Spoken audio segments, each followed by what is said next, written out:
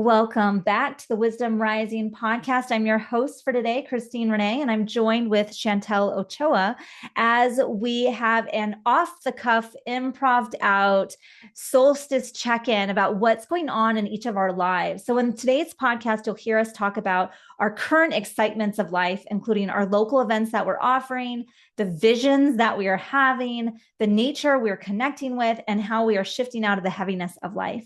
So be sure to join us in the Moon Rising Shamanic Mystics Facebook group if you have any shares, takeaways, aha moments from today's episode. And be sure to subscribe to the podcast so that you'll get access to upcoming new episodes.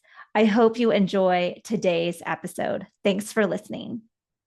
I'm going to start us off with a little bit of patchouli and palo santo. Yum. I am feeling that grounding, woodsy scent. I think I'm going to actually soak some of my palo in patchouli and just already have it infused. Oh, that's an interesting idea. I've never thought about that. Yeah, how big that makes it. That's crazy because sometimes it's really hard to get your Palo Santo to light. When you do a drop of oil on it, it just ignites and then you're done. And look at how good it smokes too. I love And it that. smells amazing, the combo. That's great. That makes me happy. Yeah, I have to try yeah, that. I'm I'm gonna play excited. with it and infuse it and Reiki it and do all the things. So when you burn it, it's already set and ready to go. Yay! Already set and ready to go. I'm down with that. I'll bring some. I'll make it and I'll bring some for our retreat. So Chantel and Isabel are coming up to Montana. We've got a little shamanic Reiki retreat happening here, very rustic, out in the woods, Montana style. And I was thinking about this morning and I'm going, I can't wait for Chantel to get here because I need my mushroom coffee. I'm out. I am like super excited for it because I know like, especially as you're explaining it right now with the Montana backwoods, like sweat lodge, you're just gonna be like campy, camping, Yeah. glamping, doing all the things. Yes. That's Yeah. so up my alley right now. Sounds so good. I have Yeah. to say, I It love really your is. Yellowstone pictures. So Back many waterfalls. so many waterfalls. Yeah. So beautiful. Yeah. It was I was great. like, I need to go hiking. We don't have like waterfalls like that around here, but we have creeks and rivers that run through the mountains, the Palm Springs desert, or the mountains and all that. It's beautiful. But you Yeah. really got to hike back into them. Yeah. I was thinking about we have 10-15 minutes from our house, we have Highlight Reservoir, and there's a whole string of waterfalls up there. And I didn't know that. I thought there was just Grotto Falls. And I'm now just discovering I've been here for 20 years. No, there's a bunch more up there. I was like, you got to be kidding me. How did I not know this? This is not that far from my house. So yeah, Montana's Yeah. pretty amazing because nature is, it doesn't take you very long to find it. It's not that far away ever. Right. No. So it's very I cool. loved it last year when we went, and I'm super excited to go back. Yeah. And to see all that. And it's so funny. You never know what's in your backyard if you don't go explore it.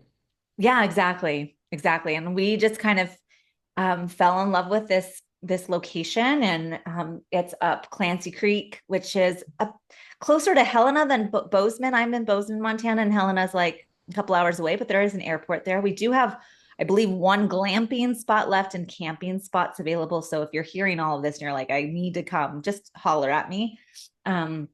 We weren't really promoting it beyond our inner networks until now. So, but I'm very excited to see Chantel and Isabel again. We only get to do this like once a year in person meetup. So it's always fun to have us all together and our energies combined. And we have really amazing workshops and classes and all the things. So I'm really looking forward to it. Me too. Me too. Part of this is like, we just had solstice, and it's crazy in Montana. Speaking of Montana, literally it was 11:30 at night and I'm still seeing the horizon, this glimmer of light on the horizon. Like I'm so far north that on solstice, it's really light out so much of the Wow. time.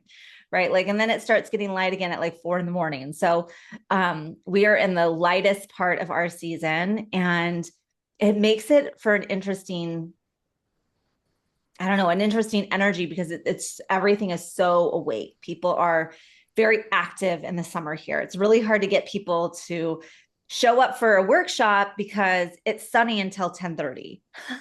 Yeah, right. People have like, yeah, they got the summer buzz, and it's like we want to be outside, so it's like hosting events outside. So that might be a good idea for you if you have some like little courtyard or park or something where you can be hosting some of your day Event. retreats or your events. Yeah. Yeah, so we had a potluck over at the Bozeman Spiritual Society, which I'm a member of, a partner of. And we did it outside, and we had such a nice turnout. We had like over 30 people there. We had a pot picnic and barbecue and potluck, and we did a bunch of demos for what we do in the space. And it was just really lovely. And at the same time, like so much of what I'm currently offering as in-person stuff is so intimate that doing it outside when you're trying to talk over the wind, over our aspen grove, and like trying to create that really tight circle is kind of hard outside. So I want to do, we're doing, so what I'm doing currently is, yeah, I'm doing the sex talks with Jim, which are cacao ceremonies with really intimate conversations on specific sexual topics. And the first one was amazing. And now I'm alternating that with a red tent series, basically the same thing, but for women plus a somatic experience. So it's a women's cacao ceremony where we talk on something very women specific. Like this week, it's on moon cycles, like just like ancient red tents where women would come together, like a mandatory coming together because we all were cycling together and have these intimate conversations. Well, this is kind of our modern expression of that. So we do the cacao ceremony, we talk on the topic, and then we have a somatic experience to really help heal and balance the body. And that starts on Wednesday. And I'm like, can I do either of these outside? Probably not. But maybe I could do some shamanic workshops outside. Maybe I can do some moving meditations outside. Like I'm trying to think of like what would draw people in to keep in their practices for the summer while we get it also tune into nature, right? It's always finding Yeah. that balance. Where I work, I balance between my home and my workspace, and so there, it's really just dirt. Like the grounds are. We've been turning more into desert landscapes to save on watering and all that kind of stuff. And so I try to, all of my smudging circles are outside. So like on Saturday, I just happened to pick that as the day for my level one. So I host a level 1 and 2. I alternate each month, and then I was like, oh, it's the summer solstice, which I didn't plan on that, but it ended up becoming. I was like, nice, and what great energy to be able to do attunements and stuff. Yeah. And so I took the women out, and I'm like, yeah, just dig your feet in the dirt and let's do this. And they were so funny because they're like, are your shoes off? And I'm like, yeah, take Yeah. your shoes off. Like the dirt was really soft where we were. And I was like, kind of just dig your feet in, connect with the earth, like set your intentions, feel the energy. And for some of them, they were just like, wow, like this is amazing. Like either they don't play in the dirt very often, or it's just the fact that they have permission to do it, you know? And I think sometimes that's what it is. It's like having permission to sit in circle and kick your shoes off and get comfortable and be okay. Right. Well, and that reminds me of like last week, I'm basically a new construction property, right? And I need to develop my backyard space. And so need to go pull these weeds. And it rained the night before. And I was like, okay, the earth is soft. I can pull the weeds. And I'm like, I'm going to do it barefoot. I am going to do it barefoot. And for me, like, I don't like being barefoot in mud. And it's kind of like I don't even like going creek walking without creek shoes, like, and I know that because it's a stretch for me, I need to do it. Like, so it was a very intentional, like, I'm going to ground. I'm going to be okay with getting dirty and messy. And yes, it's going to make a mess in my house if I walk in the house with it, but it's going to be okay. And I love those little areas in our lives that we can have that awareness of, wow, this can feel like a stretch. This can feel like an edge. and I'm going to do it to have the stretch, to feel into the edge of going, what's my yes and what's my no. And I love that. So I love that there's containers that you're creating that you're like, you're invited to. You don't always say no, but you're invited to like really get comfortable, really get in the earth energy. And that's a really fantastic way to do it. It really is. But there are those people that they go, I never kick off my shoes. You Mm-hmm. know, it's funny because my husband, he's always been one of those. Like he keeps his shoes on, and now since he's been with me, he takes his shoes off. So he works in the desert, and when at night, you know, when he gets off of work, I tell him, take your shoes off, create a space where you go do that. You know, where you in this the dirt will be softer, and then you can kind of bury them. And he's been doing that, and he says he feels great. Yeah. And I'm like, yeah, because it's so healing for us. And then you're drawn into like a sense of meditation. You're just having a moment with yourself. And it's so simple. It's so simple, you know, but we've been conditioned to like wear shoes. And I'm like, no, uncondition that. Like, Yeah. I've Right. been Well, and barefoot my whole life. I've been really struggling with my backyard space because I don't know what to plant there. And part of my barefoot time was I need to connect with the earth to hear the earth tell me what it wants planted there. How does it want Mm, to create a magical space, you know? And so I think there's a lot of disconnect from our spaces, even right outside our back door. Like this doesn't have to be in a out in nature out in the wild. This is like what's available to you right here. We're talking about our yards, you know, like how yeah. do we make it in a capacity where we it is drought tolerant and it is in alignment with what the earth is desiring, right? Like clearly my backyard doesn't want to be a dirt pile full of weeds, right? It wants to be something else. But do Yeah. I want to put a raspberry patch in? Do I want to put in stones with creeping thyme? Like I have all these, that's where my Ooh, that visions sounds are right really now. pretty. Right. The Yeah. stones with the creeping time. Yes, that Mhm. sounds really like cottagey and cutesy and fairy. Yeah. Yeah. And then Yeah. there's a part of me that just wants to be a full on witch and like plant the red clover and plant the like, I want a dandelion that just is glorious and I can grow it for 5 years to have one amazing root. You know, like there's a part of me that's also wants to like grow the things in my backyard that I'll actually utilize all the time.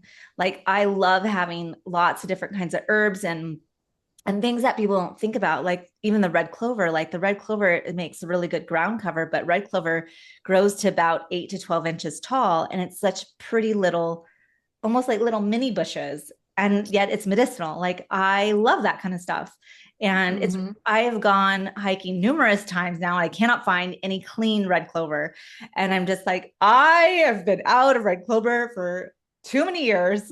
I really need some. So I, at this point, even have a student who's like, I found red clover in my area and I'm going to send you some. And I'm like, yes.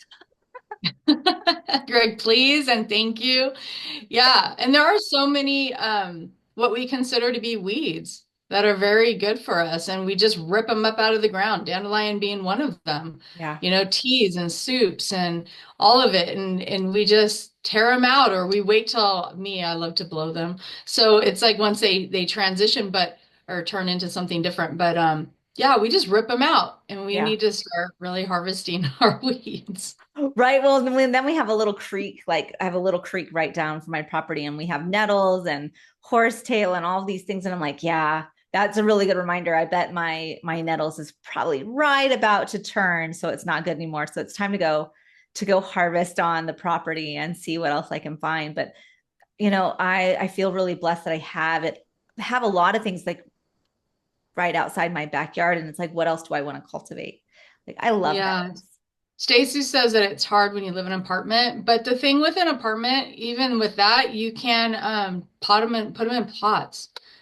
Like you don't have to have this big ground cover. You can just have you know, towering pots. You can Yeah. create your own little herb garden on your windowsill. If you have a patio, you can create that. So there is so many creative ways of doing herb gardens right now. Yeah, absolutely. And Like then just look going up out and Pinterest or like yep. inside herb gardens and you'll find so many ideas. And I think that's where, speaking of visions, there's someone in the chat just like, I've been having so many visions. And I'm like, fantastic, me too. I feel like I've been in a very visionary role these days. And just my backyard is one of the things, but I definitely have been envisioning. And I feel like that's kind of why I wanted to really lean into the way we want to do summer, because it can be in that flow, it can be in that divine inspiration, it can be in that like what's coming, what's visually available to say yes to keep on that path. And so I'm curious who's having visions lately. Like I definitely am.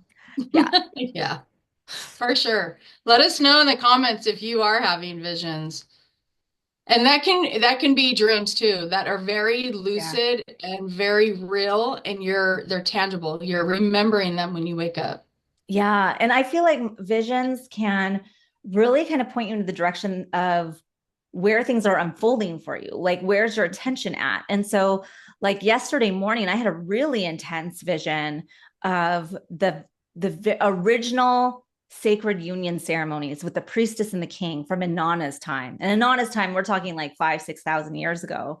And it was so detailed. And I just love it when it comes in with such detail, where this priestess was receiving gold coins and other trinkets from her community. And all of those coins were a way of setting intention for the ceremony. So they would Mm. take their coin or whatever offering it was and think about the fertility of themselves or their land or their hopes and dreams, their desired reality, and offer it to the priestess and sew it into her garment. So I could actually literally see the beading and this work of like putting in these gold coins into her garments, or the like you couldn't see anything other than her eyes because she was so adorned.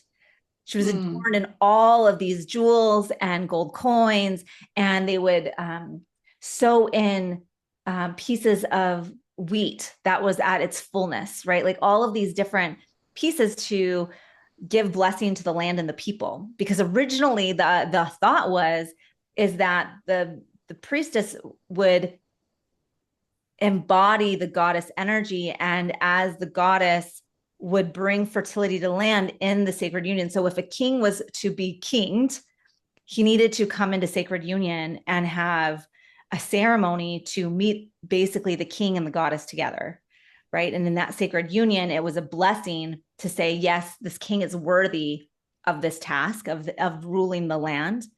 And that if it was done properly, if it was done in the most holiest way, then all of the hopes and dreams, all of the fertility of the land and the people would transpire, right? But it needed, like, so much needed to be held in that preparation, not only for the priestess, but also for the king. And all of the community, like really the other priestesses, would hold space, the sacred ceremony. And so I could almost hear the tinkles of the coins um, bouncing off one of each other, right? Or as she moved the garment around, like you could hear her. And it was just like this most beautiful visual that I had of like, oh, I understand it. Like this was the original sex magic, right? Like, Yeah. because she's really holding on to everyone's ideas of what they want their lives to be like. And in this union, it is where that can come to fruition, right? Like all of that, those desires can then unfold from there. So it was just like this really powerful, like, whoa, I can now see it. And whether or not it's quote unquote real or not, if I imagined it or not, like it doesn't matter. I'm like still really pretty freaking amazing to have that level of download or encoding come through, and right at the solstice. Like this is Yeah. my message at solstice is, and for me, kind of the way it translated is, how am I bringing the hopes and dreams of my students, of our community forward? Like, is there a way to kind of hold space for all of that in these sacred unions? Yeah, and I feel that Whenever we embark on new teachings and learnings, there's like this initiation process that can happen, and that's where these visions come in because Right. we're lining up with that timeline or that energy, and then we're able to tap in, and then visually we receive it, or the downloads come in, or the knowing, however we receive it. Everyone's different. But yeah, I have visions like, well, this one particular I had was the war, the Lyran, the with the Lyrans, Mhm. and which is a collective of beings that are lions, basically. And so I saw the war. And then recently I was watching an episode on Gaia, and they were talking about and literally sharing the exact vision that I had. And I was like, oh my gosh.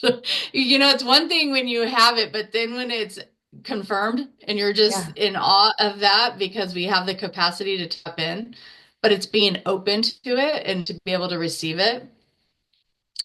Um, but yeah, that sounds like a beautiful like initiation that you're receiving because of the energy that you're bringing forward right now. Right. Yeah, exactly. Yeah, Yeah, the teachings that you're getting into. right. And so it's just like I love it. I love all of it. It's so juicy. It makes my personal life really enhanced and to really be able to understand how it can unfold more fully. And so like I'm seeing my the classes unfold, these cacao ceremonies unfold. I can see where there's like opportunity to turn things into master classes, into books, into, really a broader understanding. And I'm just like, I love just following wherever those inspirations lead. And I think that's what it feels like to be quote unquote like in the vortex or in your zone of magic and like really listening to your heart. So like I feel like I can be a bit of and get really excited and I can push the same event over and over and over again. And I'm like, but it is not tiring to me because I'm like, no, no, I love it. I love it. If people could Mm. understand this piece, then they could also have this level of divine inspiration, of this flow of, and it doesn't have to be exactly what I'm doing, but like I feel like there's so much where people are and spiritual seekers are struggling, especially with the level of how much heaviness is going on in the world and like how do we find our own personal revolution of love, of radical self-healing, of all of these things within us because there's a ripple effect in our world if we can really find with all the shit that's going on, can I find a level of bliss? Can I find a level of ecstasy? Can I find a level of complete joy? How is my joyful nature a direct um, opposition of war or, Mhm. that struggle? And so it's like I I feel like that's where when things get extreme I also go extreme. Like I feel like I'm like, oh yeah, you want to do all that, well here I am, I'm going to play with sex magic for a while. Like I might, so it's interesting for me to recognize those extreme energies. Yeah, I think it's important for us to remember there is that spectrum of energy exchange. And so when there is fear, there is war, there is all this stuff going on, we have to carry the opposite effect of that, which is the light, which is joy, which is happiness. And it's looking within your own world. It's like I feel like we aren't meant to really like now we do because we have social media and we have ways of connecting with all areas of the world, but really we're not meant to know what's going on outside of our own, unit of people and life and all of that. And so when we do, it's a lot for the mind, it's a lot for the heart. So it's like cultivating and creating what we can within our own life space so that we are rippling out that positive energy to others. And so within my own community of yeah, I am very much about bringing forward the positive abundance of just knowing yourself, connecting with what you enjoy doing, getting out into nature, going, traveling to local towns near us that are mountains or going to the vineyards or whatever, because that's what we have. And so it's like go out there and find the creeks, go out there and have lunch somewhere that's not just in your town, if you need a different perspective.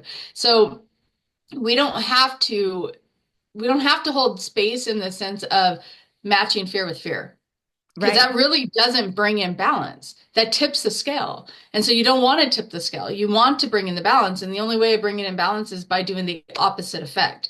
So if we want to have a peaceful nature versus war, we have to bring in the peace. And it will be one person at a time, but eventually it does ripple out into where a whole community is in celebration of whatever's going on, like having a solstice gathering or having, whatever it is, like, hey, it's Saturday, let's just get together and barbecue, and we throw these titles on so that people are intrigued. But when you break it all down, what it is we are gathering as people so that we can share our energy, our light, conversations, and if the conversation, for me, I would like, I shift it quick.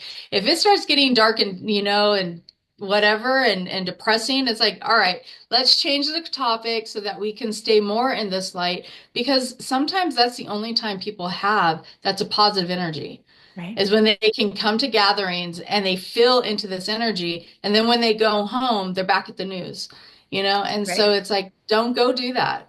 Like, stay in your sacred hoop, stay in your space so that way you are able to, like I said, be the light, shine, feel happy within yourself, because we're going to attract what we put out. So if we put out that negative, we're going to receive it somehow, some way. We're going to attract it. So I'm like, no, thank you. Like, I mean, there's compassion and love in all areas for what's happening, but I also believe that we need to bring in the balance of it, Yeah. And you know? really like be in your own, like really come into your heart space. Like I feel like if we can come into our heart and feel the feelings, like, yeah, it might be heavy. It might be like a lot is being triggered as an empath. Like I get that for sure. Hmm. And to also go, all right, I felt the things. I'm not going to deny that part of who I am, of I'm a big feeler. And I can also go, and now I'm ready to experience another emotion that's going to help come into my alignment so that I can feel into what is coming forward for my next step. Like I think so often we feel like there's nothing I can do. There's nothing I can do to change my my environment, my community, the government, like whatever it is, right? The world events, like I feel so small. And then if we can go actually inward to go, I have control of me and I have control of my emotions and what will make me feel the most expansive possible. And in that expansion, it feels like that is where you are opening an invitation to the divine to say, lead me, guide me, show me my next best step. Because Hmm. we're not going to get that from the news, but we are going to get that from the divine, right? And so if I'm making myself available, like even though, yeah, I have heavy moments, and there are some days where I'm like, it's a day to sit on the couch and just feel sorry for myself. And I'm going to do that. I'm going to give myself permission, feel all the feels. And then but I'm not going to stay there, right? Like I'm going to, Exactly. right. And I'm going to have that permission to feel all the feels. And then I'm going to say, and now I'm ready to open myself to the divine guidance of what is the Yeah. next thing for me. And that's when the visions do come. That is when the book idea shows up, or the thing that is really going to activate you into your fullest potential. Because I feel like when we're in that space, we can get in alignment with our destiny. Like, I feel like I'm here in this moment of this timeline for reason and purpose, right? What is my reason and purpose? I always keep coming back to this of my reason and purpose is to support you all finding yours, right? Like that is why I'm here. And when I can get inspired by that to show up for a live, or to create a workshop or a master class or soul rising or whatever it may be, I feel like I'm doing the things. I'm doing everything that I possibly can to make the impact on people's lives for the better. And I was thinking about this the other day of like, right now we have so many people who are graduating from our programs. And part of those closing ceremonies is for them to really reflect on the progress that they have made and how their lives have changed. And And I get messages regularly that say something to the effect of, your podcast really made a difference, or you showing up this way made a difference in my life. And it's just an affirmation for me to keep going, right? Like, I love hearing our stories of our students who, like, we have a student graduate who had been diagnosed with MS and literally has been on a catheter for 20 years and healed from that. That was just from Soul Rising. And then she joined the practitioner level and she decided that she was going to quit smoking. Well, she's smoked for like 30 plus years of her life, Forever. Yeah. forever, right? Quit smoking, no problem. I'm like, what's your next goal? Like, anything is possible. This woman is amazing, right? And we hear these stories again and again. And I currently have one of our advanced students, and she really is feeling the overall effects. Like, I taught her how to do self attunements for Reiki, and she's like, I'm doing them every day, and my world is rocked. Like, my life is changing fast and radically. And I'm like, that's amazing. And she's offering Reiki to her partner on a regular basis, and it's bringing their relationship to a whole new level. And like, you hear these stories, and I wish there was like, I wish that everyone in our audience could feel their energy. Like, this is why we put out those testimonial videos and our quotes. But I'm like, but to really feel how the impact has landed for them is just incredible. And so, to me, it's like, I'm ecstatic if it's a podcast. I'm ecstatic if it's a masterclass. I'm ecstatic if it's a Soul Rising program. Like, wherever you land, if we're showing up in our light, we're showing up in our authenticity, if we're showing up in our exactly who we are meant to, doing what we're meant to do, and that is resonating with you, it lights me up even further to keep going. Like, I don't get tired of it, and I love it. I just love it. There's Yeah, my you're not going to become tired when you're standing in your purpose and you're doing exactly what you're meant to do. And even if you are, like you're saying, you're sharing the same class or content, but each time you do a live with it, it's not the same exact message, right? The words change. The perspective might, change a little bit because there's still growth that's happening within you or the instructor that's giving it. So it's like it doesn't get old. And to witness people as they're growing, it's like, as you were talking, I'm feeling like if everyone in our audience that is attuned to Reiki could just truly understand what it means to just be Reiki, Mm. that in its sense is so freaking powerful. I was having a conversation. I had my Reiki share last Thursday here at home, and they're like, making these comments about, your energy is always like this. And I'm like, yeah, because everywhere I go, my intention is Reiki is with me. I said, so wherever I am, I have a bubble of Reiki with me. And that energy of who I am is always going to serve others. And so they're like, I love that. And I'm like, yeah, it's just knowing that if you can embody that, just simply embody that concept, your whole life changes because everything becomes a different scope, a different lens, a different perspective of life. And how are you, like everything you touch, it's like if you're cooking and everything you're putting energy into your food. You're eating that. You're raising the vibration of the food that you're eating. Everything you drink, everything you do, the work that you put into it, the conversations that you have, it all becomes such a higher vibration of yourself because you have the intention that that energy is constantly flowing through you, from you, you are it. And then everyone, it's like if my energy touches your energy, it's like that ripple effect that we're talking about, right? And so it's just emerging. It's like I'm seeing like the colors of one person moving into the colors of the other, and it just keeps, sharing itself and cycling through. And that is just a simple way of living. Just get up and be that energy every day. Who are you at your highest and fullest potential? And when we do have those pity parties, have them. It's all good. Have them. If you need a day on the couch and you want to eat a bucket of ice cream, it's all good. Do your thing. But then the next day when you get up, have a different intention for you because yesterday you served yourself in the way that you could, in the way that you needed to. And there is no shame in that.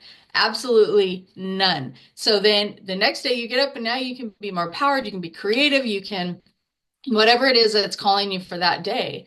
So we just need to stand in our truth and our power and then know that that is exactly where we need to be. Yeah.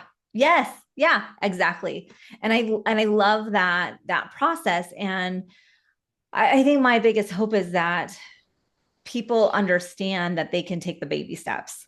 Like if Hmm. they're not available, like if they're not at a current point in their practice, their rituals, their lifestyle to embody Reiki 100% all of the time, well, where can you just take the baby bites of it?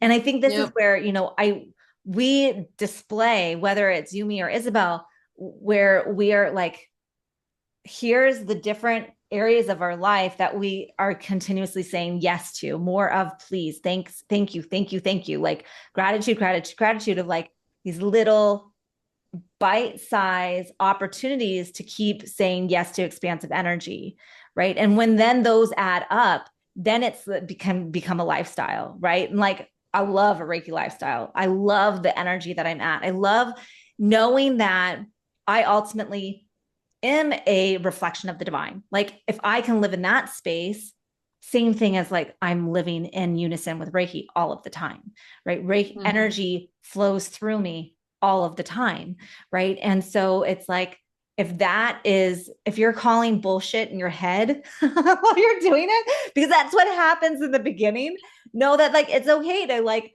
break it down. Okay, so maybe it's 5 minutes. I'm going to do this ritual. And it feels like I'm just moving through the motions and it doesn't really feel all that effective. But then you do it on a regular basis and you're like, okay, maybe this is working, And so it's like, it's okay to be wherever you're at in that process, to know that your goal is to live your desired reality, to live in harmony, to live in expansion, to live in bliss, to live in ecstasy. And it was just so funny. We were doing, I was teaching my advanced class last night, and one of our students was doing a guided meditation, a sensory meditation. And I'm like just coming back from Japan, and thinking about all of the senses are a sign of your struggle. Your eyes will lead to struggle, your nose will lead to struggle, your taste buds will lead to struggle and suffering. These are all pathways to suffering. And that's like the Wow. premise of Buddhism, is like your senses lead to suffering. And I'm like, what if the senses were a pathway to your bliss? You know, Right? That's how I right? see him. Absolutely. And this is where I love the Tantra work, because it's very much like it was a direct result the of what the Buddhist culture was, of going, no, we're going to not deny our senses. We're going to utilize our senses to live a more full, elaborate, ecstatic life. Right. And so here I have my student doing this guided visualization of sensory experience, like take a moment to smell what you smell, lean into that, totally envelop your sensory experience of smelling what you smell in this moment, and like going through all the senses. And I just couldn't help like giggle, because I didn't give her this meditation to do. This is something that she came up completely on her own. And as an advanced student, that's what I'm encouraging, right?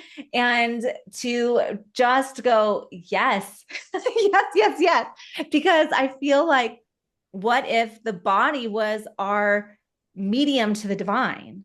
What if our physical Yeah. senses were what allows us to reach Satori, rather than the opposite way of denying ourself, our human experience is the only way to reach this bliss Satori state? And I'm like, or we could use everything that God has given us, right? Like we were given a body, maybe to not only experience suffering, but also experience the absolute opposite of that.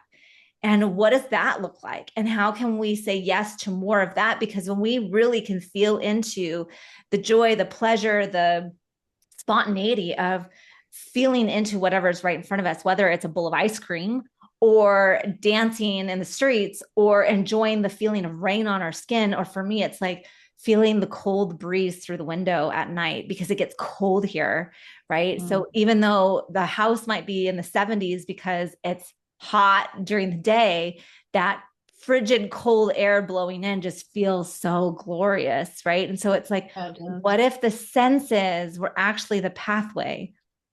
What if the senses were actually the pathway? And so I just, That's how I see them. So it's like it's so mind-blowing to hear when you were saying like no, it's like your sight becomes suffering, your senses become suffering. I'm like, really? Then what are you looking at? What are you tasting? What are you smelling that is going to create suffering? Because me, I find there's so much joy in all those things. right. And it makes me curious of when do we have, yeah, it's really interesting. It's like this place of where the mind goes, right? Like we can choose how we focus on something and it can cause suffering. Like if I'm watching the news, it can cause suffering. But if I'm watching my children play, that can create a lot of contentment and joy within myself, right? Like, Hmm. so it's like where does the mind support us? And I think there's this kokoro concept in Reiki of the harmony of the heart and mind. Like the mind isn't the enemy. It can be so supportive if we can really like trust that the heart, the feelings of the situation is bringing us to the next best thing, right? So can we Yeah. trust the heart and let the mind be right there with us in harmony with it? So and there's so many practices that are denying the mind. Like they think the mind is the enemy. And I'm like, I've been having a lot of conversations on this lately because there are so many different practices, whether you're talking law of attraction or Ho'oponopono or, like these places of you need to make the mind blank, do not think. And I'm like, but it's not necessarily bad. Like it's not bad. Like it's part of who we are. And if all of Mhm. us is the divine reflection of is a divine reflection, like why would that part be bad? It's more about how can we harmonize the triple diamond system. Like, and I love that's where in Reiki you have these three energy centers and be like, none of them are bad. They are serving its purpose of how do we connect with the cosmos? How do we connect with the divine? How do we feel with the heart and have compassion? How can we feel into that lower Dantian space, that hara of like, this is my stability, this is my strength, this is my bravery, right? And like all of them can be in harmony with each other. It's not that one is wrong or bad. It's how do we bring in that harmonious state of being that allows us to experience life without the denial of part of who we are. Yeah. I don't know if you've ever experienced, but I did 90 breath work last week. It's a new service that's being offered where I'm at. And so she just did like a taste run on it. And I loved it. It was a great experience. It would not be my like go-to for my whole healing practice, but I really loved it. And what it did though is it actually provided a really great platform for me just to naturally start doing Reiki and healing and all this stuff. And when I was done, the lady is like, was kind of tripping because she was like, "What were you doing?" Like, oh, like, yeah, I'm pulling out energy and things, but the visuals that I was receiving. So you go from your conscious mind into your subconscious, and it's to bring all this stuff up. Right. Well, for me, I've done so much work on myself, right? So I didn't have the emotional responses that other people did in the group. But what I did get, which I thought was amazing, was when we got to the point of gratitude, I was able to really narrow in on what was important. And so in my mind, I'm always like, you got to travel and adventure and this and that. I have all these things that I feel like I need to go out and do. But in the end, it was literally my people Mhm. and the gratitude of love and the gratitude of like my children and my grandchildren and like you guys and my husband and my family. It was so trippy that when it all got stripped away of all the things that I feel are important to me, and the end of it, it was a line of people. It was a group of people.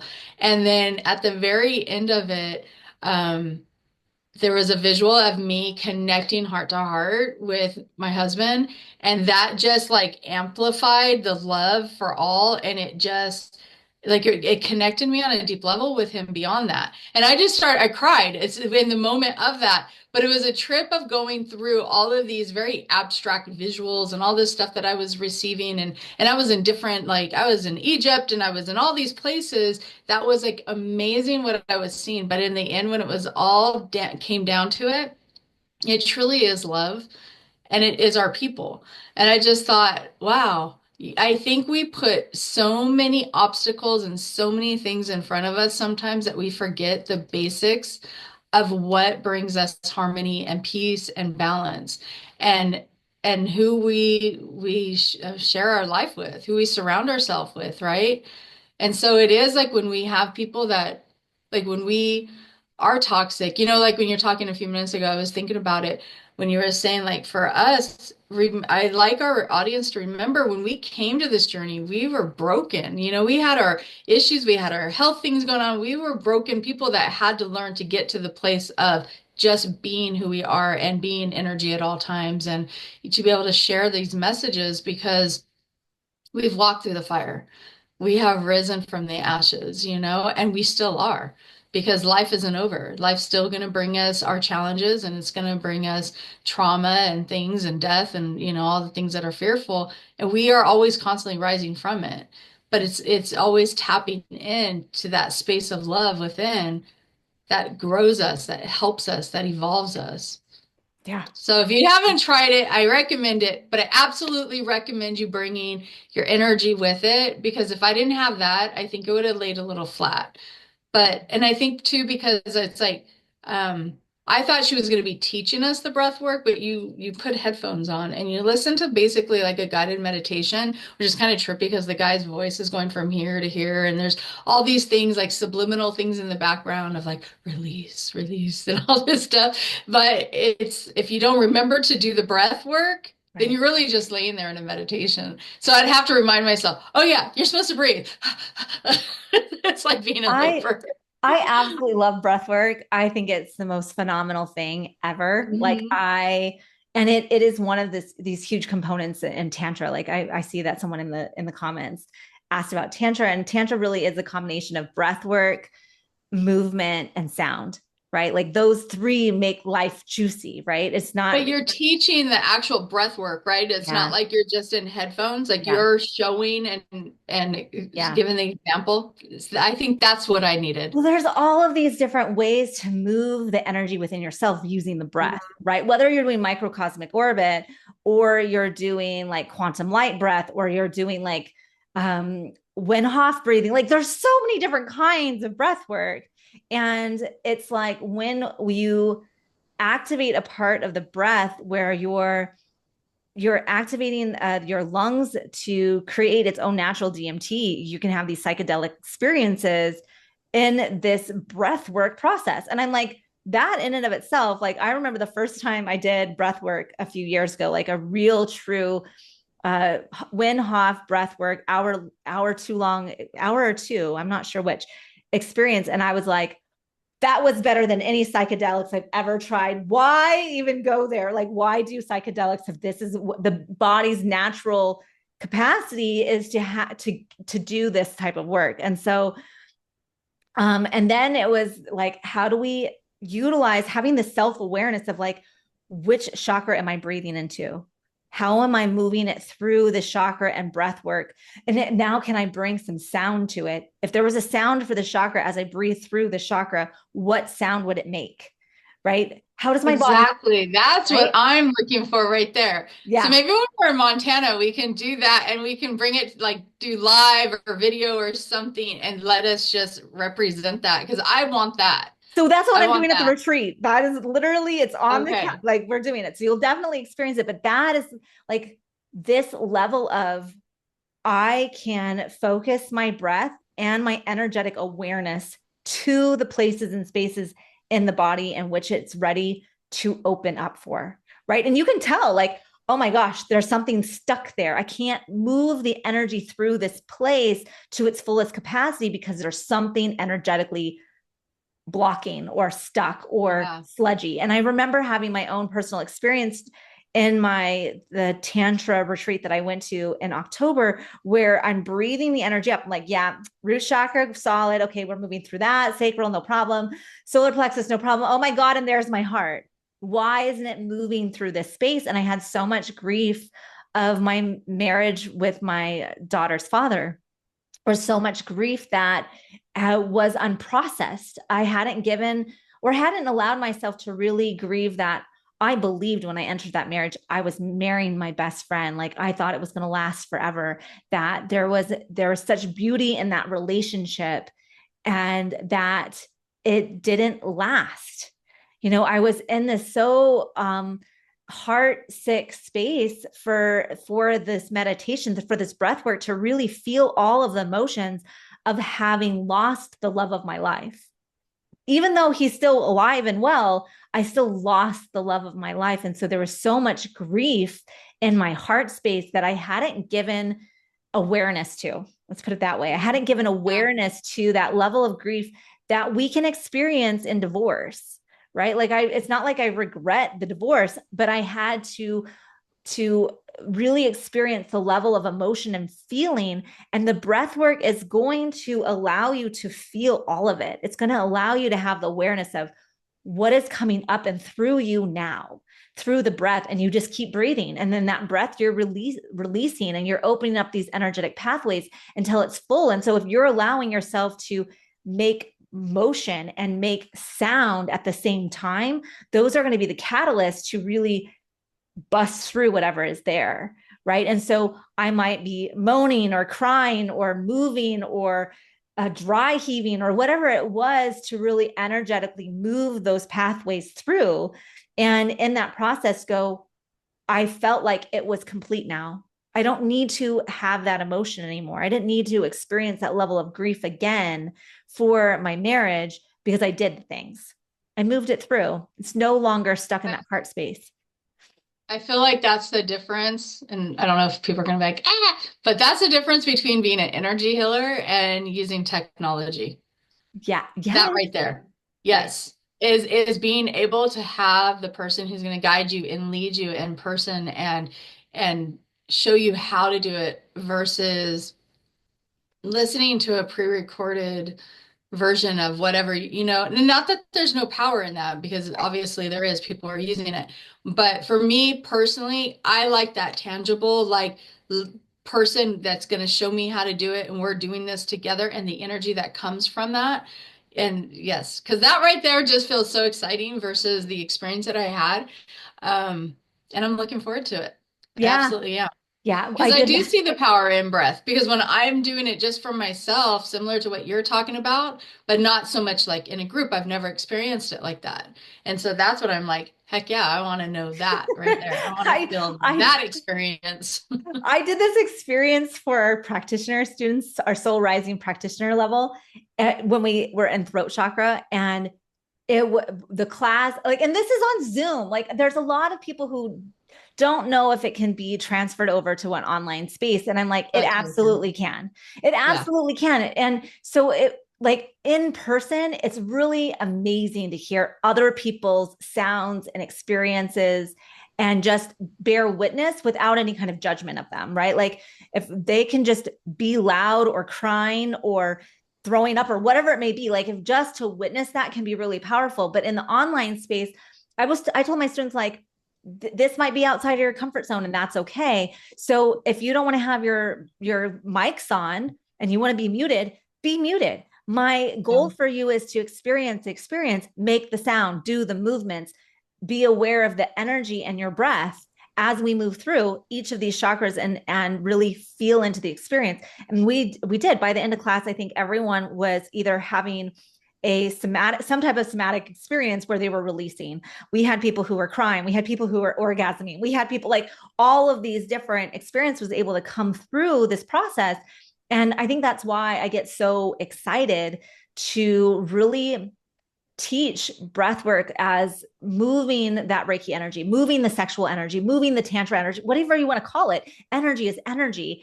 And so it's like, how can we do these breath works with intention? And so there are some of these practices that I offer in Soul Rising and Soul Rising Practitioner and my advanced class. Like, I've always been in love with the idea of having the awareness of the energy and where is it residing in your body. So whether that was 20 years ago when I was just doing basic microcosmic orbit, breathing up the back, exhaling down the front, just basic 101 energy awareness of where that energy is leading, versus now can I do microcosmic orbit with sound, with movement, with this breathwork energy awareness of how is it transforming my life, and can I undulate my spine in accordance to where that energy awareness is, right? Like all of that, like you can keep adding layers and layers and layers upon this, and it's okay with whatever spectrum you're on in that process of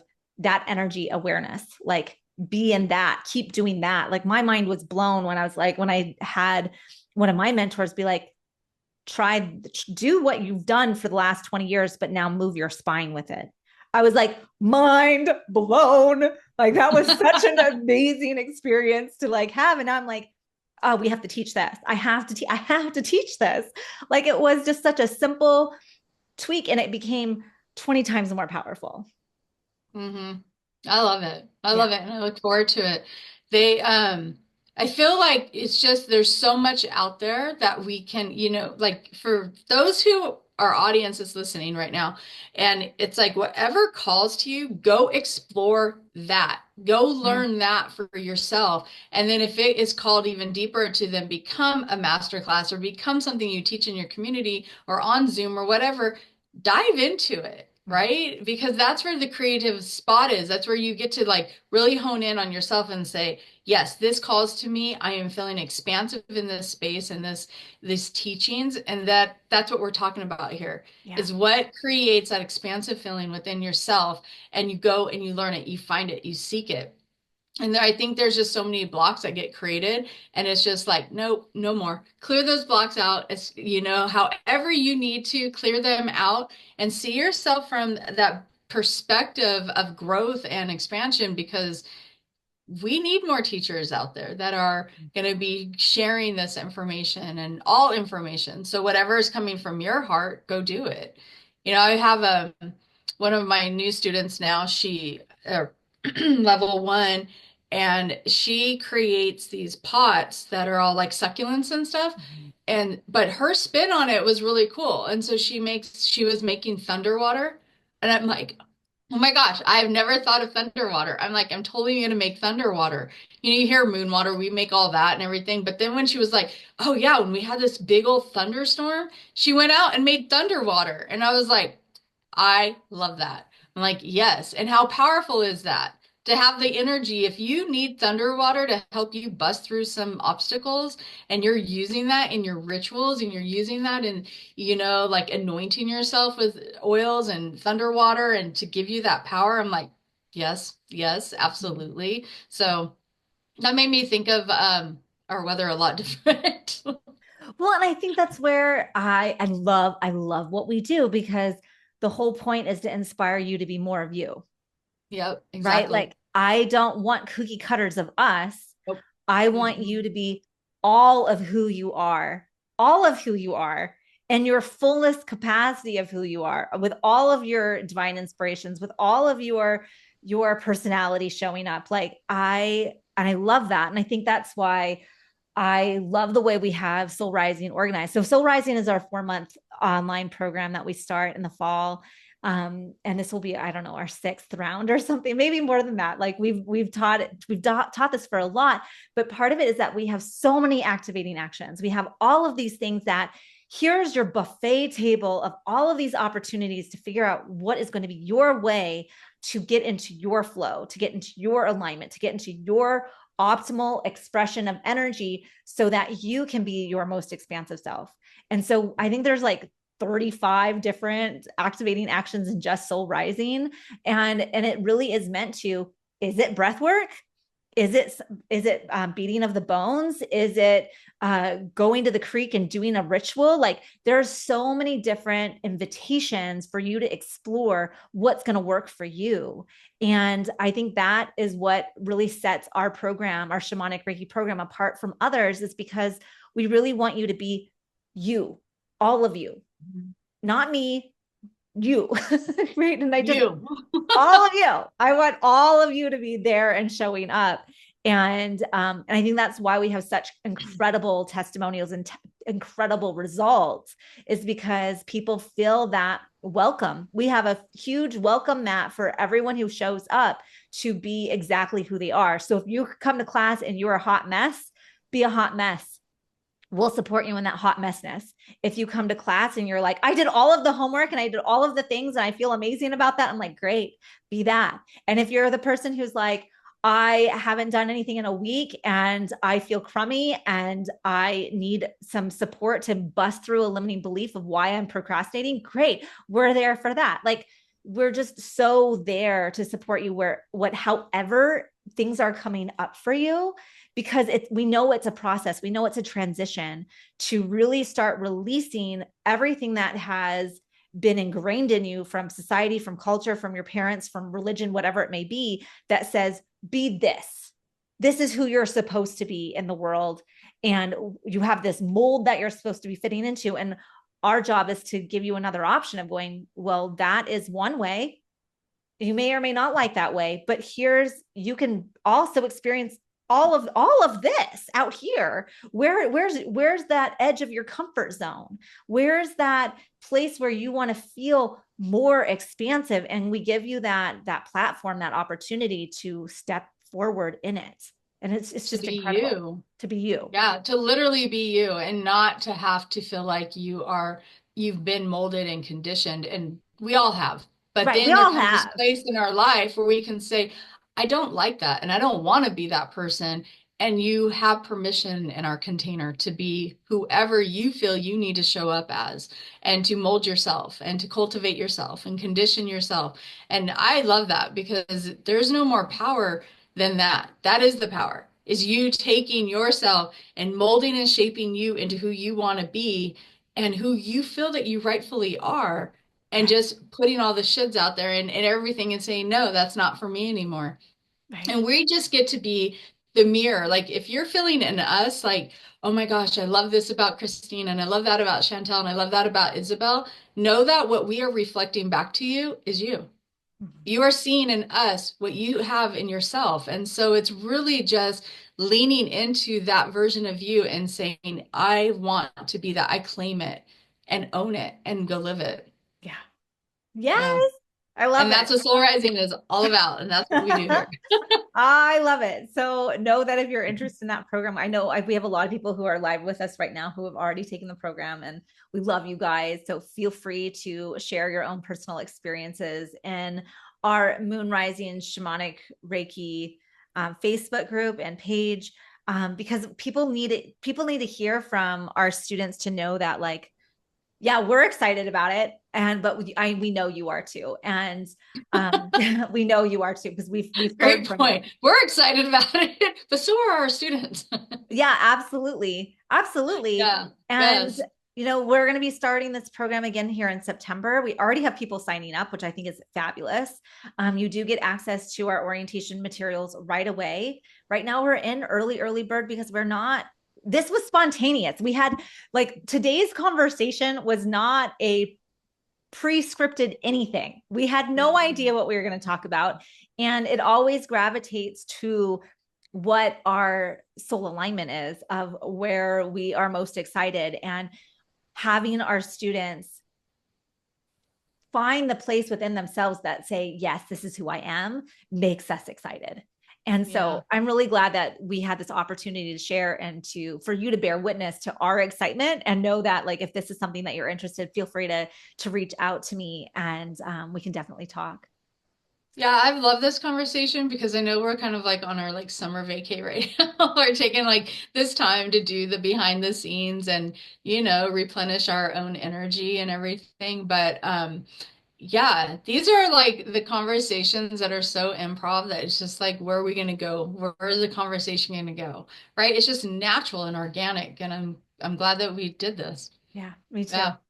Yeah. Super, Very super cool. great. Well, thank you all for hanging out with us on this Monday morning.